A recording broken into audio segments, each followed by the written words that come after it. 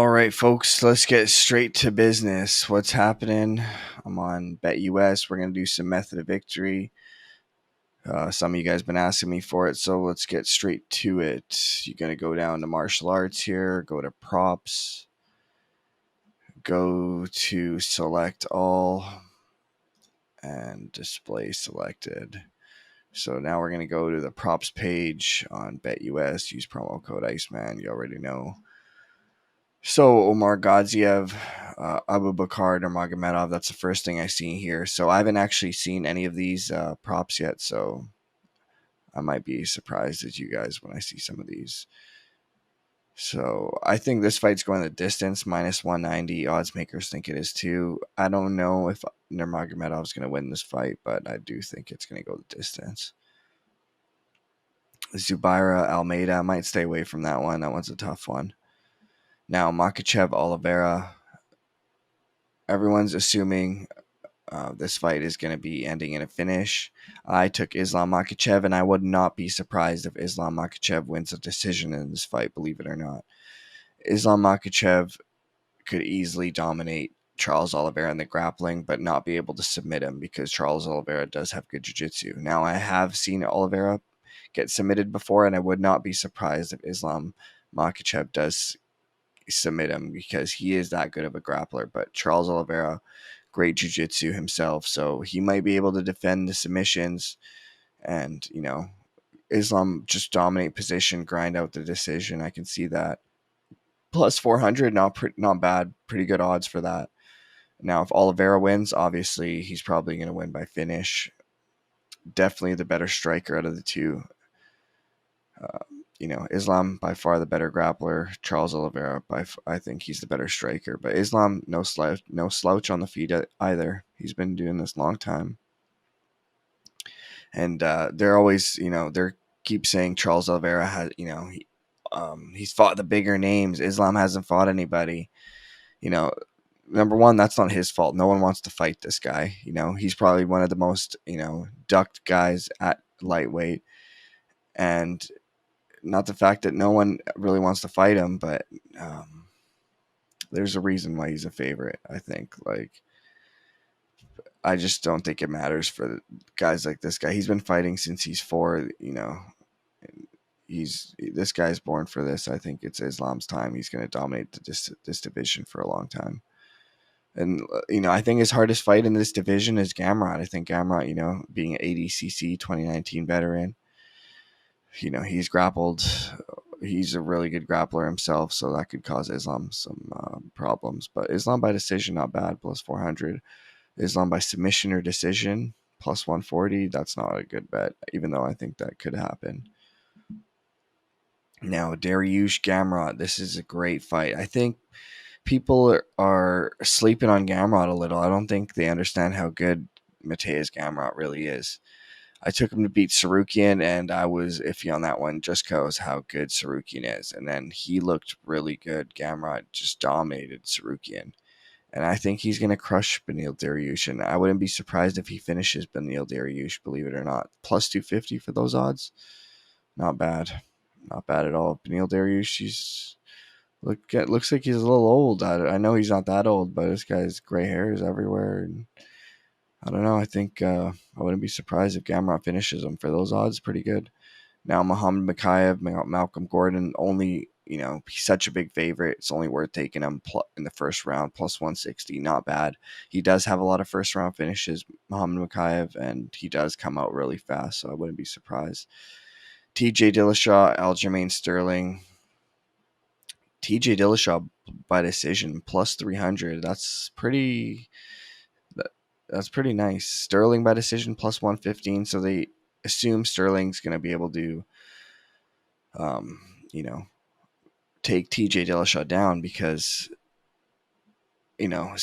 Sterling does look really good physically right now. Don't get me wrong. It's best I've seen him, these last 2 fights. But I think he's going to have a hard time taking TJ Dillashaw down. TJ's Division 1 wrestler. I haven't really seen too many people take him down, hold him down. Now, that being said, I haven't really seen too many people do that to Peter Yan. Sterling was able to do that, a few times, take him down, take his back. And if he does take TJ Dillashaw down, Sterling does have wicked jiu-jitsu. So, but TJ Dillashaw being a Div 1 wrestler, man, I don't know if you're going to be able to take this guy down and hold him down. And if this fight stays on the feet, I think TJ's the better striker out of the two. I really do. And plus 300 for TJ by decision. I know he hasn't fought in a while, but I like that. TJ by decision, not bad. Now O'Malley, Peter Yan. Dude, if Peter O'Malley wins this fight, it's everyone's going to be talking about. No one's going to be talking. He's not going to be talking about Gamrot. No one's going to be talking about Oliveira and Islam. They're going to be talking about Sean O'Malley, how he beat Peter Yan. That's going to be the talk of the town. And he's going to jump right in line for a title shot if he beats Peter Yan, as well he should. If he beats Peter Yan in spectacular fashion, he deserves a title shot. I just hope this fight isn't a snooze fest. Sometimes that can happen, but I don't think that will be the case in this one. I hope Peter Yan by finish, plus 240, not bad. I was feeling him sort of by decision, but I wouldn't be surprised if he's able to get Sean O'Malley out of there, in a later, 10, 12 minutes in. Sean O'Malley, I haven't really seen him fight a guy like Peter Yan before, so that's interesting. Yeah, but they're assuming Peter Yan's going to win a decision, as you can see here, even odds. Yeah, Sean O'Malley by decision plus 400. I mean, that's the only way he can win this decision. He's not knocking out or finishing Peter Yan, I don't think. No way. I'd be very surprised. Krylov, Uzdemir, that's a tight one. That fight could go either way. Uzdemir could very well beat Krylov as vice versa.